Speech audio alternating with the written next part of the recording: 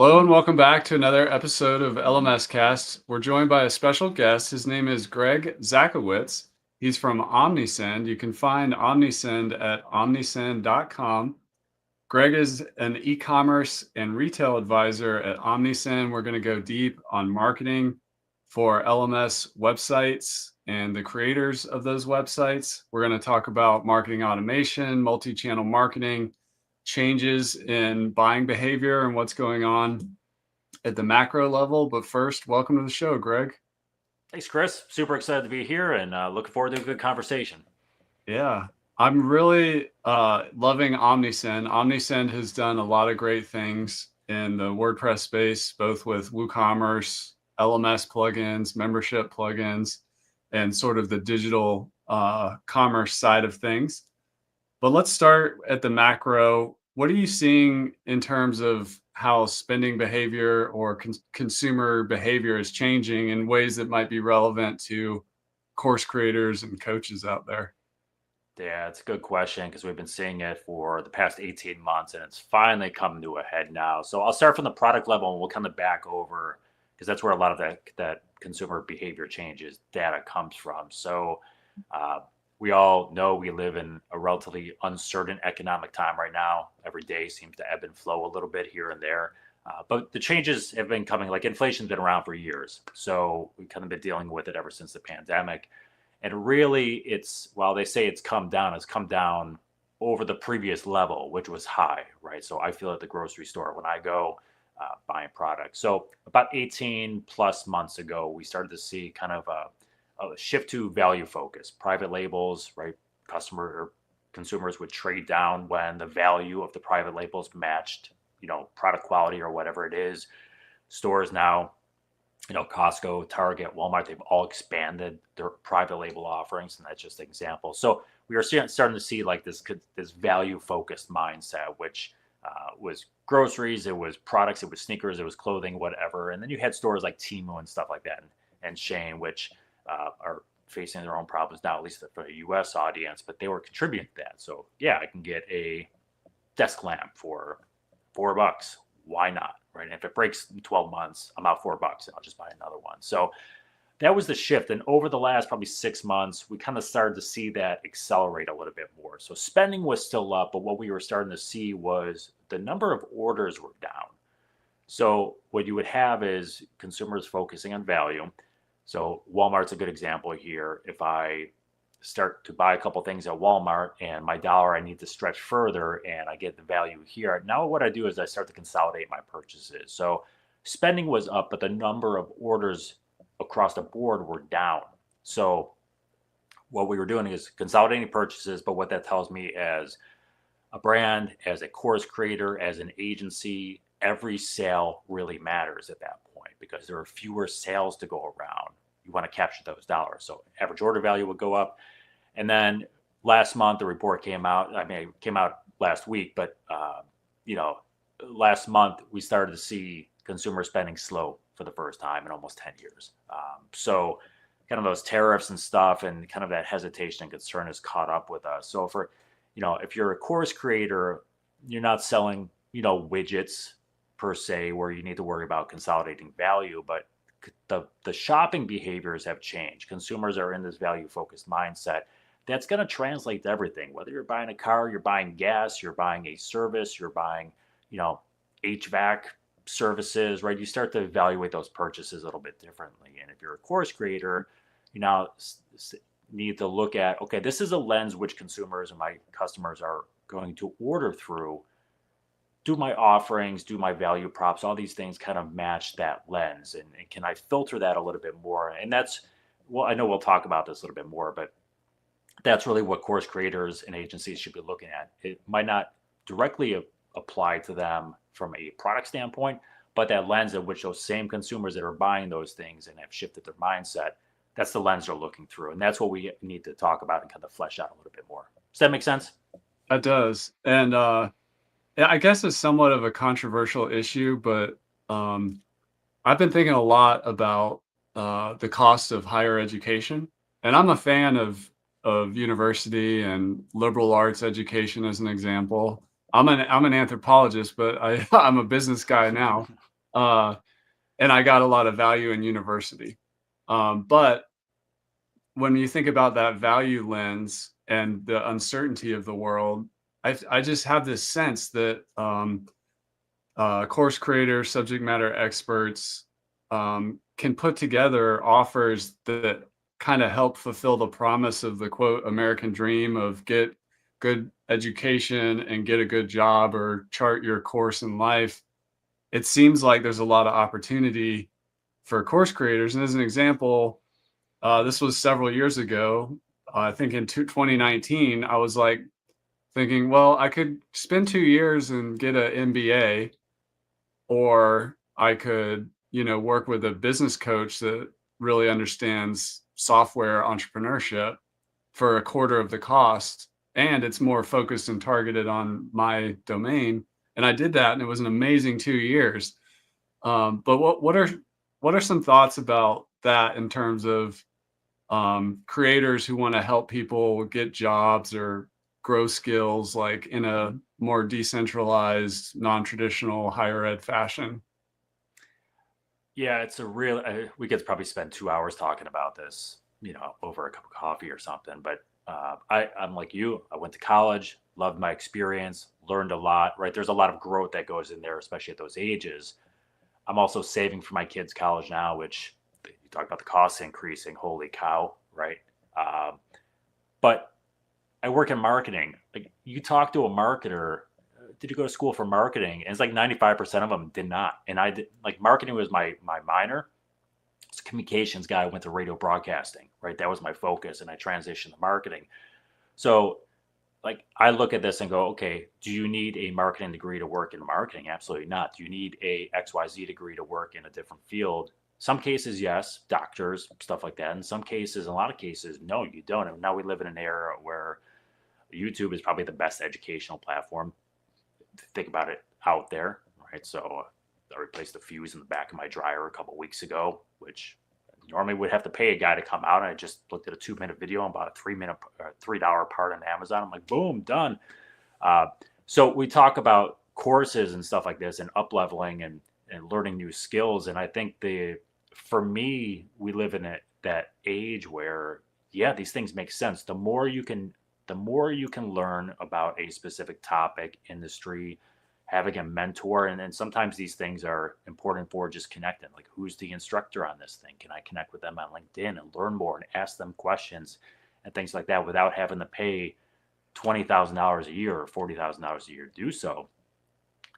I think it's great, right? So, I think when we talk about courses, we should be like, this is a value add to me. Like, we talked offline about this before about promoting value adds. And I think this is one of those value adds. Yeah, cost of education is increasing, cost of everything is increasing. And we have these less costly courses that you can still learn the same skills that will get you ahead. And, whether you're full time in your career, Omniscend, we still do training courses and we take classes and we do stuff like that. You never stop learning. And that's the thing. And I think it's the one thing where people, I say this is probably more so young people. And I was definitely one of those where, you get out of college and you're like, all right, I've done it. And now I just need to learn that specific role of my next job. And once I do that, and really the learning never ends. And I think that's where course creators are looking at this going, okay, we have a value here that fits with what people need in a very competitive but really expensive world, and we're not that expensive, and we still get you the same value, right? So it's the one thing people never look at is, okay, I've got an instructor here in college that is charging me 45 grand a year to go to, and I've got an instructor here that maybe has the same qualifications, is charging me $400 or $300 or $200 to do. Right. I might have a little more interaction here, maybe not. Right. I might have more direct access here, but does this person over here have so much more knowledge than this person? A lot of times, no. Like, there's a lot of people out there that have more knowledge than me on certain topics, and that's fine. Right. And it doesn't mean that I'm not valuable. It doesn't mean they're not valuable. So I think this is the one benefit that course creators have now is that people are seeking up leveling. They're seeking cheaper ways to do things. And it doesn't mean those cheaper ways are any less effective or any less better. So I don't know if that answers the initial question, Chris. I might have just skipped over the whole thing, but I kind of went on this diatribe about education, but I think course creators sit in a really unique position now where maybe they didn't 20 years ago because it was harder. And even 10 years ago, right? Is you get these online universities that, you get the bad terminology when the student loan thing was happening a few years ago about like these, you know, the fake colleges and stuff like that. But I think people are smart enough to realize, hey, there's a skill, there's a class there. That skill will help me. That class is good. It's got good reviews. Let me do it, right? Yeah, that's awesome. You nailed it. Let's talk about email marketing or email automation through the lens. I think Omnisend, one of the things that makes Omnisend great is, it was kind of born out of the Shopify retail space. Mhm. And what can, um, course creators and coaches learn from more of the traditional online retail email marketing and automation space? Like what tips and tricks, what transfers over quite well that course creators may not be thinking about? Yeah, this is fun because 20 years ago, your B2B marketing approaches and D2C were fairly different, right? You had different mediums and stuff like that, and strategies were different. And really, those things are like this now, right? You might have a fringe here and there, but for the most part, those strategies are the same. You have the same consumers buying products, running organizations, making organizational decisions that are also buying a pair of shoes on the weekend. So, what we've seen over, I would say, the last 10 years, but notably in the last 5 years specifically, was just the convergence of these. So, whether I'm looking at a B2B company, their email program, or a D2C company, I'm still seeing the same things be more effective than others. So, value of email is a first party channel, right? And I don't discount paid ads on paid social or paid search. I think they're all part and necessary parts of the journey. But email is a first party channel. So you can, we get this later, but there's ways to reduce retargeting costs using email and cutting your costs on social platforms and stuff like that. But email is a first party channel. SMS is the same thing. Someone willingly gives you a piece of information saying, yeah, I want to hear from you. That is gold in itself, whether it B2B or D2C. It's perfect. The things within that we're seeing to be most effective, we've been saying it for years. I've been saying it. Everyone's probably sick of hearing it, but it's still true. It doesn't make it less true, is automations. And, you know, we put out these stats reported on Omnisend. We have, last year, almost 26 billion emails going around for a variety of customers. So we're looking at the data. It holds true every year. Automated messages are driving 37% of all email orders. They're accounting for 2% of sends. Reason is they're timely and they're relevant. They're naturally then sending individually. So I take an action, I get an email based on an action. That email is customized and it sends automatically. You don't have to be awake. You don't have to schedule it. You just need to set it up one time. So those things are disproportionate from a revenue and a send standpoint. But it doesn't mean all automations are created equal. So this is like, you'll hear like, oh, send the birthday message or do this, right? And engages. And those, sure, they'll engage, you'll get high opens, but they don't necessarily drive conversion. So yeah, you could create a course, you can try to retarget a customer. Maybe you asked their birthday because you're trying to create a connection. You send them and they're like, okay, great, I got a birthday message. So what? 3 messages that drive more than anything, and this is related to products, it related to course creators, it relates to agencies selling services. Welcome messages, browse abandonment or product abandonment, however you want to do it, and cart abandonment, so checkout abandonment. Those 3, whether you're selling something, a service, those 3 things apply to you. Those will make up they're roughly around 87% of all automated orders come from those 3 messages. So you talk about outweigh performance here. Those are the things. So if I'm a course creator, right, I'm going to have a pop-up on my website that I probably got you to my website through a paid social ad or a paid search ad, something. So I've already invested money in that. So I get you to my website. I've got a pop-up. I want to capture that email address because now I can retarget you, right? I don't have to spend tons. My email costs what an email costs, which is not much. So I capture that information. Now I can send you that welcome message. That's one of them. That welcome message, I can introduce, right, the offerings, the value adds, really promote that value on there. If I don't get you to buy, to put something in your cart, go to the checkout page, I know at that point what you're viewing. I know what products you're pages you're going to. So I know a level of interest there. I also have an email, that welcome email, where I might have links in there where I can look at and say, okay, I clicked on up leveling on marketing, right? The marketing course versus the admin course or HR course or whatever it is. So I can now do any sort of automation retargeting based on what you clicked or based on the pages you viewed, which is your browse abandonment, right? Viewed. So now we're setting these things off, and we can do email or SMS or both at those things. And if I can get you to a checkout page, I mean, conferences were doing this 15 years ago. I get to the checkout page, I don't register for the conference, I get the abandoned cart one. It's really just the checkout abandonment one. And that's still, that applies to, could be agencies and it could be course creators. So we've got these things that are transferable over, but a lot of times what I find is either B2B companies, course creators, agencies, they neglect them because they automatically think, because they go through them on their personal lives, they think, oh, this is for products, this isn't for me. I'm a service, or I'm an offering, or I'm an online product, so it doesn't matter. The fact is it does, and they still work. They're timely, relevant, and they're based on intent. I'm on your website because there's some sort of intent there. I might not be ready to buy today, but I'm interested.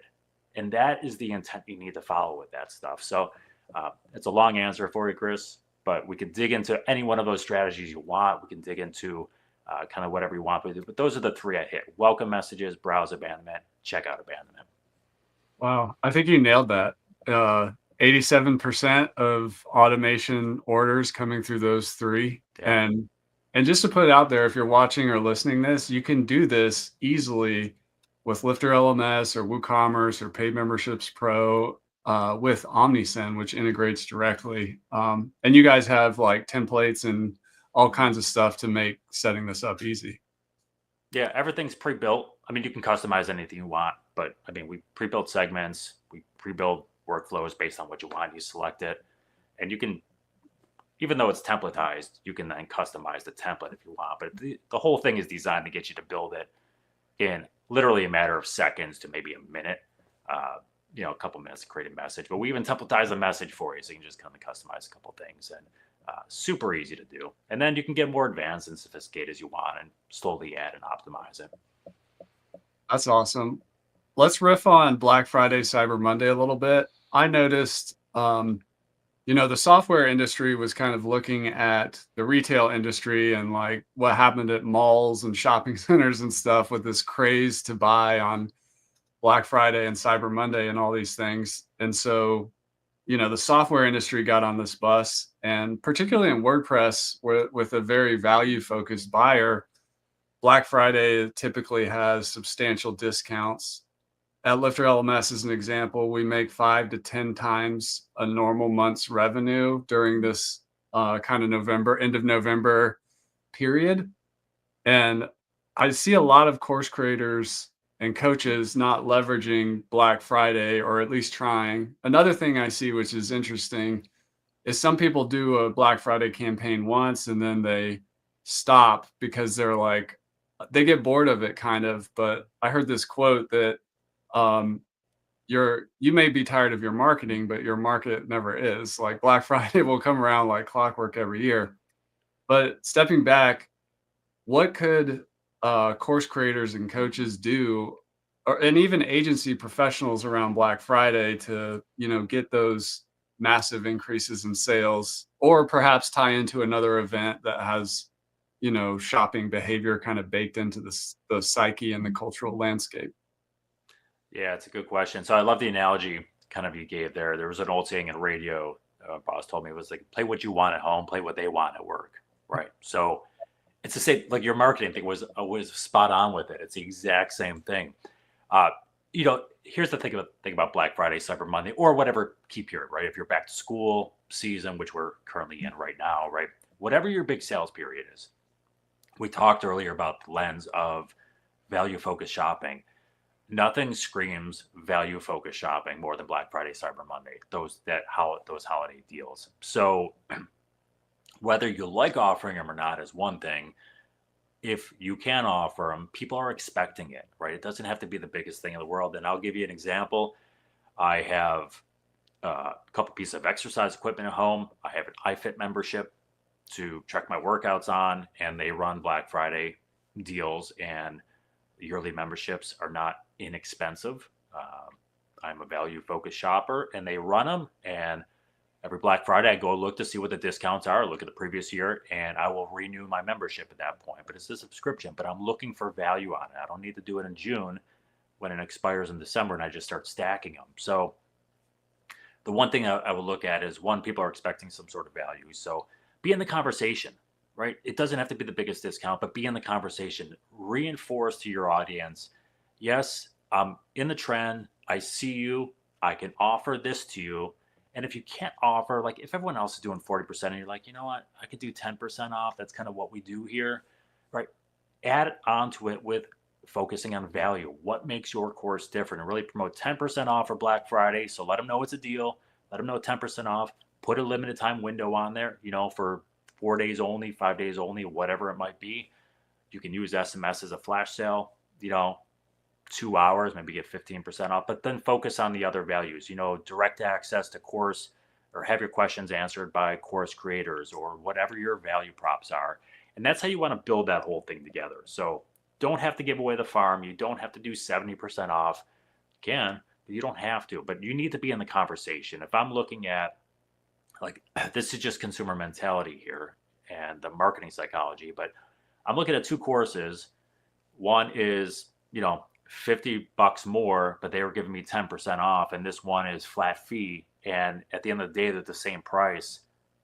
I'm going to look at this and go, okay, I'm going to take the 10% off because it's priced more here and I'm getting a better deal. So inherently, I think we have better value over here. Might not be true, but if they're just promoting 10% off this course, and I've got, hey, flat fee, but we get this, and this. Now I'm looking, okay, where is that value? Like, I'm looking through that lens. Where am I getting the best bang for the buck? And it might be on these value props here.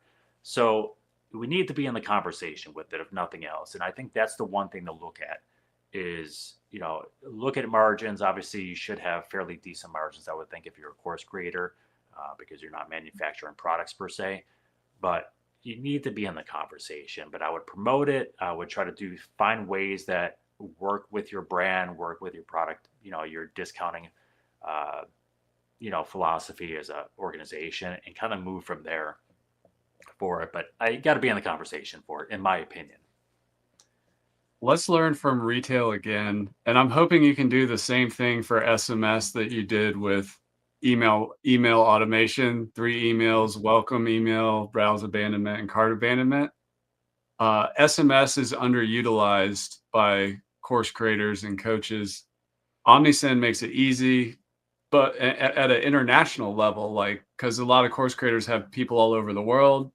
I think there's a misconception that, email's easy because everybody has an email, but how do I do all this international text messaging? Omnisend actually makes it easy to the tech part and the infrastructure part of that. But what kinds of SMS campaigns could course creators do?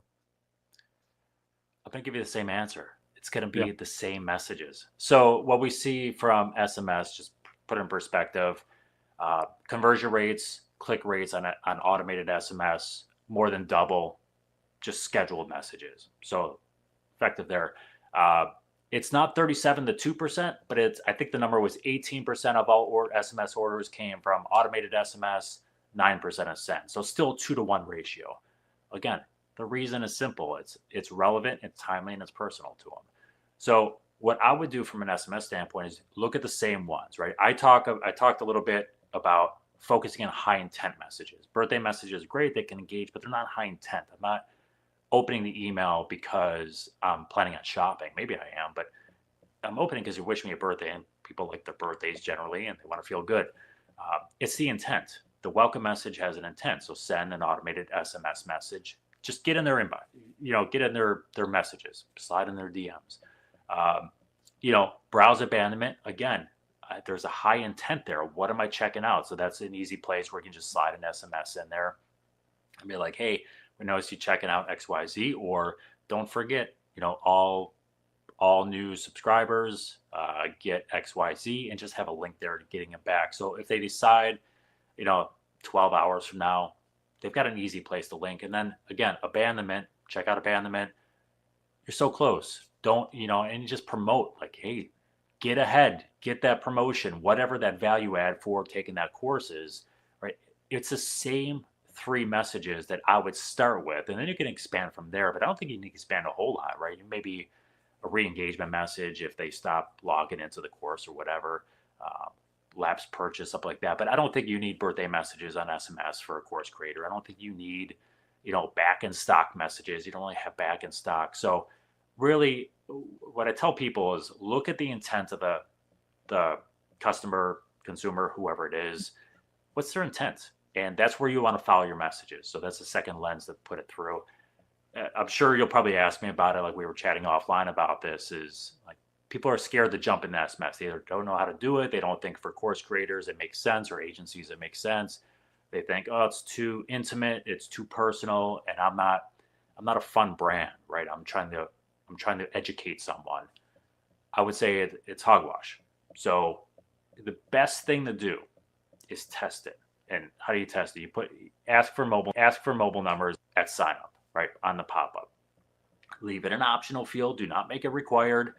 Do not make it seem like if they get an incentive, whether it's an ebook or a discount on the first course or whatever it is for signing up for an email address, you then go to a second step that makes it sound like they need to sign up for mobile to get that. A lot of times they'll say it, but they still do it. Sometimes they require it.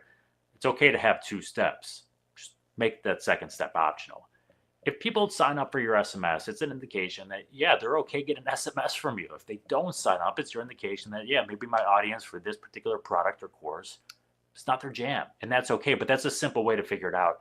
And then if you need to start, if you start to see those mobile numbers come in, the simple way to start is just put an SMS message in those automations we talked about. Let the automated SMS do the work, and you don't have to schedule messages every week or every 2 weeks to those people until you're ready. Let them see if it works. Like my kids say, let it cook, right? So, that's a simple way to start. You let the automation do it. You let it test out. If it's not going to work on really high intent ones that are proven to convert, maybe it's your indication that, yeah, they want SMS, but we don't really have the formula for what they want from that SMS. And you can slowly refine your automated ones until they start working. And then that gives you an indication of how to build your scheduled messages out. Awesome. You mentioned fun brand, and maybe we could use potentially the university professor versus an independent subject matter expert as an example. This is so from like a marketing angle, how do we build, a fun brand, authenticity, trust, and authority? Because I see a lot of people get hung up in this imposter syndrome stuff. Yeah. And in our marketing, just how can we be more authentic and authoritative and really at the end of the day build that trust? I think the word you used is authentic, right? So like I look at it from a couple different ways. I've been in email for almost 20 years now. I think 19 plus years. Been doing it for a long time. Been in SMS for over a decade. I've been through B2B. I've done D2C. I've done kind of all roles in it. I still suffer from imposter syndrome. I'm like, I know my stuff, but I still suffer from it, right? I think it's natural for people. We also live in an era where the industry changes a lot, right? You think about e-commerce 5 years ago. I mean, it was pretty well fleshed out, but it's so different now. Right now, we got agentic AI for shopping and browsing and doing all these things, and it's continually changing.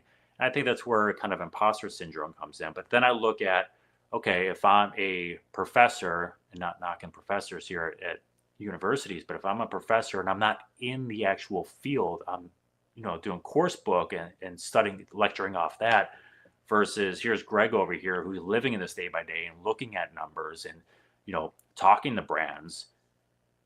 Well, which one might be better for me, from a practical skill standpoint? And it's probably going to be the subject matter expert. So it's not really answering your question yet, Chris, but I think there's a lot of value to being in the field day to day and figuring out, hey, this is working, this isn't working, but it used to. And it's less theory, it's more practical. And I think the practical skills sell. How to build it, I'm really bad at building things like this. Just personally, it takes a lot of time, and I'm not a course creator. But YouTube, we talked about being, I mentioned as the greatest educational tool out there right now. You got other ones like Khan Academy and other courses, but collectively, YouTube is awesome. So You have the ability to kind of build, short videos and things to kind of reinforce it there. You can be more fun on YouTube. You don't have to be stuffy.